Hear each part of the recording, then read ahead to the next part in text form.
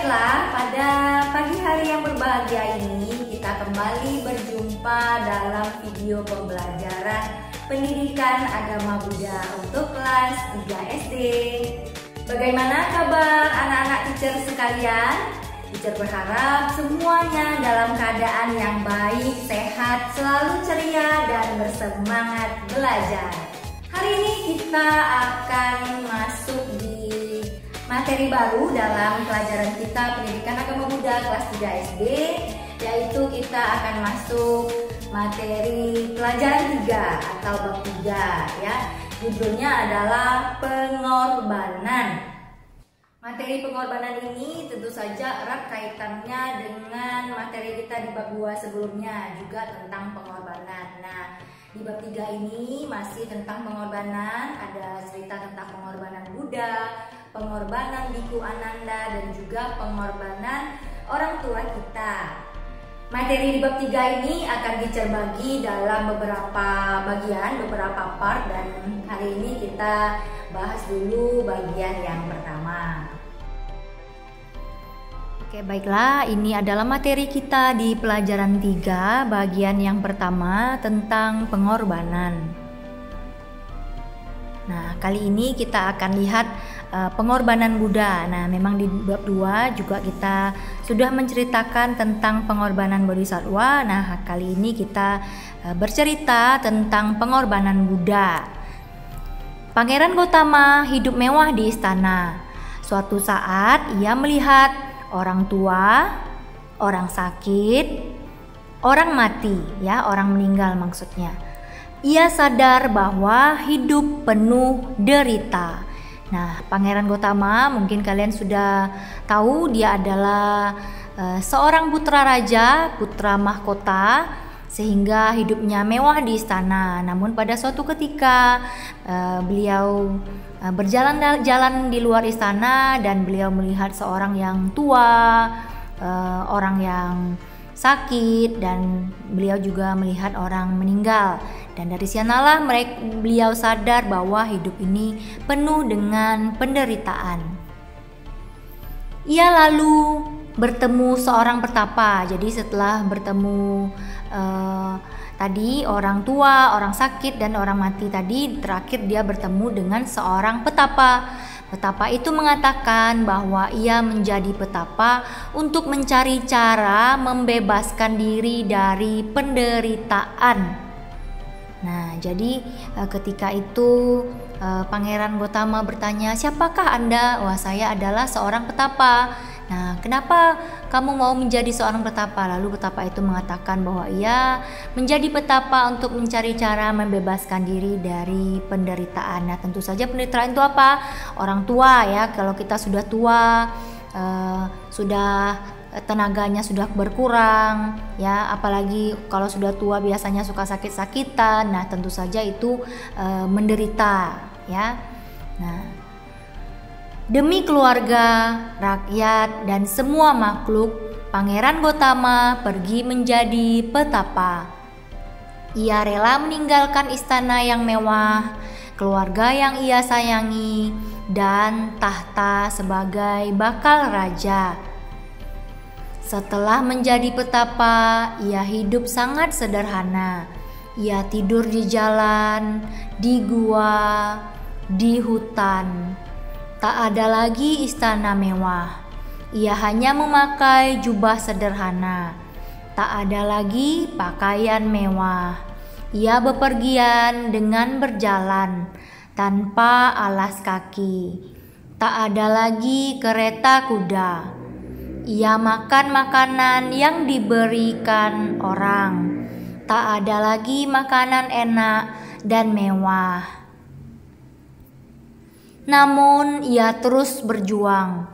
Ia rela berkorban, hidup tidak enak, demi mendapatkan cara bebas dari derita, demi semua makhluk, demi kita semua. Nah, jadi ini petapa Gotama ini rela berkorban, ya. Kalau tinggal di sana kan enak, banyak pelayan, ada kereta kuda, kalau mau kemana-mana tinggal bilang ada pengawalnya. Namun ketika menjadi petapa tentu saja tidak bisa, dia tinggal di gua ya, di gua itu di hutan-hutan begitu.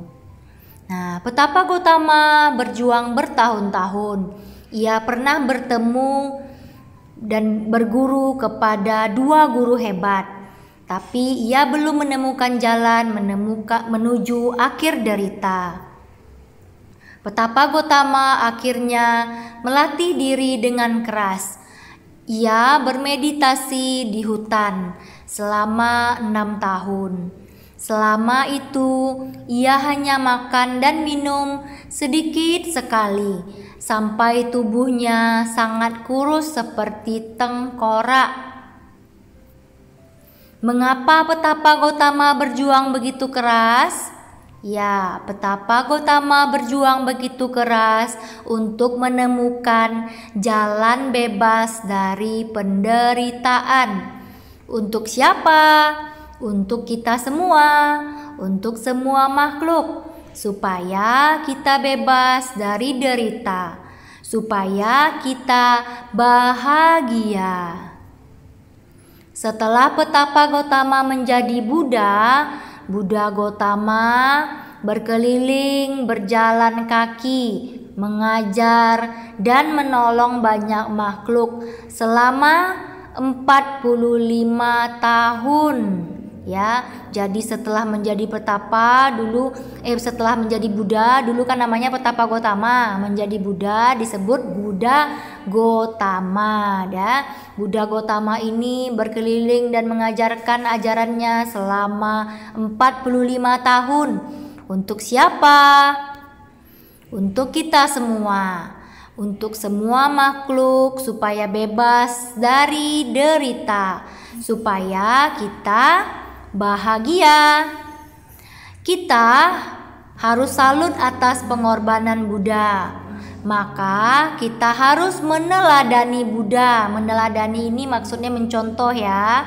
Kita harus penuh semangat, kita harus peduli, kita harus berani berkorban untuk kebahagiaan banyak orang.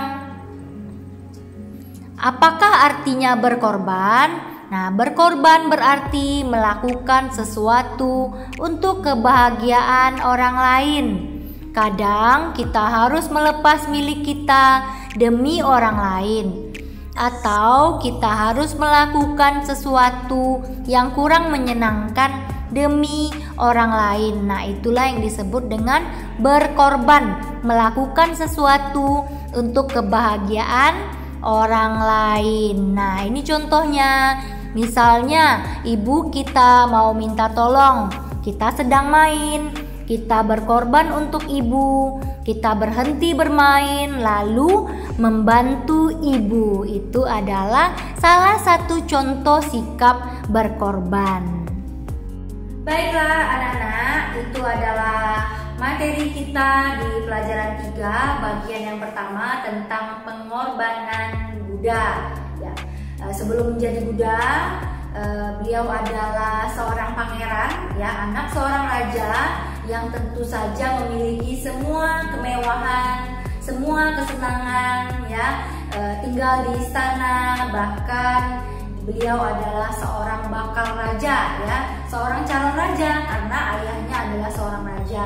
Nah, jika seorang raja memiliki anak pertama laki-laki, beliau adalah merupakan calon raja. Ketika ayahnya meninggal, nanti dia akan menjadi raja, ya.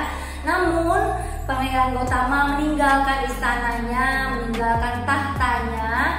Untuk apa? Untuk pergi menjadi pertapa, untuk mencari cara agar semua makhluk bebas dari penderitaan. Nah, itulah pengorbanan yang telah dilakukan oleh petapa Gotama. Tentu saja kita harus meneladani sikap-sikap yang telah dilakukan oleh petapa Gotama ini. Ya, beliau rela berkorban untuk mencari cara agar semua makhluk bebas dari derita. Nah, bagaimana dengan kita? Nah, kita juga harus mau berkorban. Berkorban demi apa? Berkorban demi hal-hal yang lebih baik. Misalnya tadi ada contoh Seorang anak yang ketika sedang asik bermain, ibunya minta tolong sesuatu. Nah, sebagai anak yang baik, tentu saja kita harus mendahulukan menolong ibu kita, menolong mama kita. Selanjutnya pada halaman 46 ada kisah dua orang anak yang baik hati. Ada Lobby yang mendapatkan nilai yang bagus, makanya dia diberikan hadiah oleh papanya, diberikan peralatan alat tulis yang baru dengan gambar tokoh kartun yang dia sukai. Nah, namun ketika itu keesokan harinya temannya Andi bersedih hati karena dia tidak memiliki pensil untuk mengerjakan tugasnya. Nah, lalu karena Lobby ini baik hati, dia meminjamkan, dia memberikan pensilnya untuk temannya Andi. Nah, cerita ini ada pada buku Ehi Pasiko halaman 46. Mungkin kalian bisa baca untuk lebih jelasnya. Teacher juga berharap kita semua anak-anak teacher juga memiliki sikap rela berkorban ya, mengorbankan sesuatu kesenangan kita untuk hal-hal yang lebih baik. Selanjutnya pada buku Ehi Pasiko halaman 47 ada pertanyaan yang berkaitan dengan kisah Lobby dan Andi tadi. Ya, hanya ada 4 pertanyaan di sana. Teacher berharap kalian bisa mengerjakannya dengan baik. Boleh langsung dikerjakan di buku cetaknya kalau muat, atau boleh juga langsung dibuat di buku latihan. Tidak usah salin soalnya, hanya perlu dibuat keterangan di atasnya. Tugas halaman 47. Nah, seperti itu, lalu langsung dijawab nomor 1 apa, nomor 2, nomor 3 dan nomor 4. Nah, hanya 4 saja tugasnya untuk hari ini. Sangat mudah bukan? Nah, saya yakin kalian semua bisa mengerjakannya dengan baik, dengan tulisan yang rapi. Baiklah, sampai di sini dulu perjumpaan kita pada hari ini. Terima kasih atas perhatiannya. Nama saya Kak Hidayah.